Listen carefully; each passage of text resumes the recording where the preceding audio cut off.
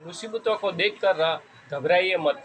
मुसीबतों को देखकर घबराइए मत, तकलीफ़ों को देखकर भागिए मत, क्योंकि मुसीबतों और तकलीफ़ों को देखकर भागने से वो दुगनी हो जाती है और वो आपको परेशान करेगी। तो इसीलिए दोस्तों, अगर आपकी ज़िंदगी के अंदर तकलीफ़ें और मुसीबतें आ रही हैं, तो उन मुसीबतों को सामना कीजिए। उस मुसीबतों का डटकर मतलब सामना कीजिए और एक-एक प्रॉब्लम्स का आप सॉल्यूशन कीजिए, तो आपकी ज़िंदगी एक दिन मुसीबतों से रहित हो जाएगी।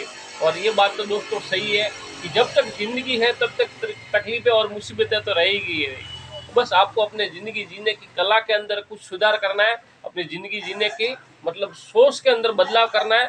मैं तो कहता हूँ कि अगर आपकी सोच के अंदर अगर आपने बदलाव कर दिया तो 90% तकलीफ़ें और दुःख ऑटोमेटिक मिट जाएंगी, क्योंकि बहुत सी तकलीफ़ें, बहुत सी इंसान की ज़िंदगी में जो मुसीबत हम समझते हैं वो मुसीबत होती ही नहीं है, वो मुसीबत हम पैदा कर लेते हैं दोस्तों। तो मुसीबतों से भागिए मत, मुसीबतों का सामना कीजिए।